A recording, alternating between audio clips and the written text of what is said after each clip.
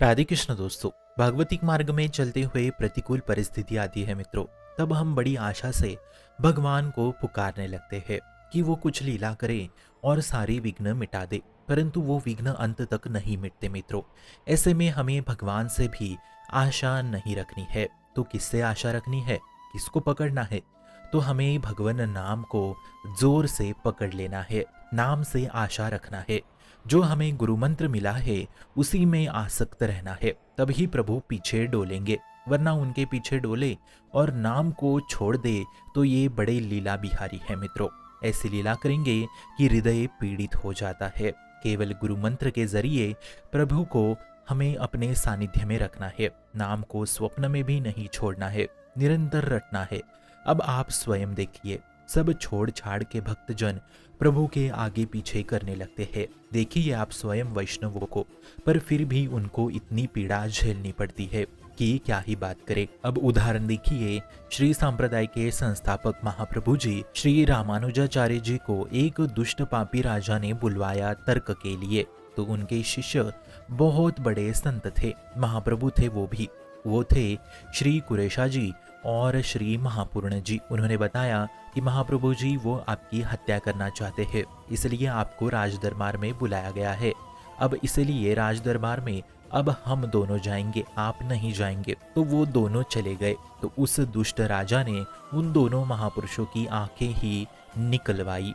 देखिए, ठाकुर जी के लिए गए, उनके तर्क के लिए गए, उनके प्रचार प्रसार के लिए गए और उनके साथ इतना बुरा बर्ताव। प्रभु इतने सर्वसमर्थशाली होते हुए उनके पार्षद सिद्ध महापुरुषों की हत्या कर दी गई। महापूर्ण जी ने तो प्राण ही त्याग दिए। हालांकि उनकी भगवत प्राप्ति हो गई, स्वयं प्रभु उन्हें लेने आए। परंतु ये कैसी लीला है मित्रों, कितनी भयंकर लीला है ये। यद्यपि महापूर्ण जी तो इस घटना से आनंदित हो गए, इतनी बलवान थे वो, परंतु हम जैसे लोगों को ऐसी लीला पढ़ के डर लगता है कि आपके लिए जिन्होंने अपना संपूर्ण जीवन बिताया उनकी हत्या कर दी गई आपकी उपस्थिति में। हालांकि ये तो बहुत पूर्व की लीला है। पिछले 2 साल की लीला आपको बता दूं तो गौड़िया संप्रदाय के वैष्णवों को बांग्लादेश में मार दिया गया। बताइए, अब उस वक्त में प्रभु थे कहाँ? ये लीलाएं बड़ी विचित्र करते हैं प्रभु, जिसे जान पाना शायद ही असंभव है। इसलिए उनकी आशा ना रखकर उनके नाम की आशा रखनी है, क्योंकि प्रभु से भी बढ़कर प्रभु का नाम है।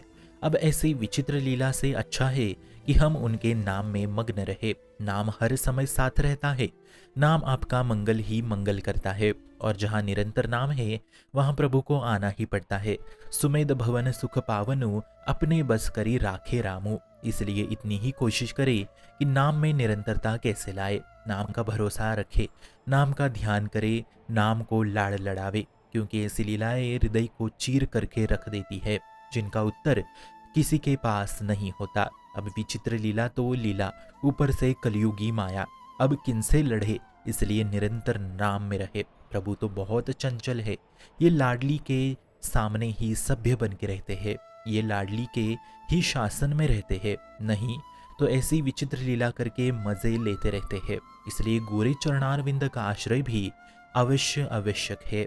और इसी कारण ये जो शरीर बंधन है, इससे मुक्त होना अत्यंत अनिवार्य है मित्रों। अभी अज्ञान के कारण हमें समझ नहीं आ रहा है, परंतु हम बहुत बड़े चक्रव्यूह में फंस गए हैं। कल दूसरा जन्म मिलेगा तो और ज्यादा उस चक्र की गहराई में हम गिरते चले जाएंगे। इसलिए यही एक अवसर है, मुझे इसी जन्म में भगवत प्राप्ति होगी ऐसा दृढ़ मान के चले। केवल नाम के बलबूते ये होगी। इतना नाम में डूब जाओ कि शरीर की सुध ही ना रहे, इतना डूब जाओ कि शरीर शिथिल हो जाए, और नाम में इतना सामर्थ्य है कि प्रभु स्वयं आपके सामने खड़े होंगे। गुरु ने हमें समर्थ बना दिया है। यदि दीक्षा नहीं ली तो शीघ्र ही अपने अपने संप्रदाय से दीक्षा धारण करे, क्योंकि गुरु मंत्र के बिना प्रभु पकड़ में नहीं आने वाले। इसलिए बड़े बड़े संत नाम और मंत्र के तरफ हमें प्रेरित करते हैं। अब और एक उदाहरण देखिए। अब माधव बाबा दास बड़े भूखे थे, इसलिए उनको स्वयं प्रभु ने, ठाकुर जी ने प्रसाद लाके दिया, वो भी स्वर्ण की थाल में। अब वो थाल लोगों ने देख ली और लोगों ने ऐसा मन बना लिया कि वो स्वर्ण की थाल बाबा ने चुरा ली। इसलिए लोगों ने उन्हें पीट पीट के मार मार के मार डाला। तो देखिए, ऐसी विचित्र लीला, वो भी प्रभु के रहते हुए और वो भी वैष्णवों के साथ। ऐसी विचित्र लीला तो हमें समझ नहीं आती। इसलिए हमें निरंतर निरंतर भगवन नाम में परायण रहना है। शुभम भवतु कल्याणमोस्तु।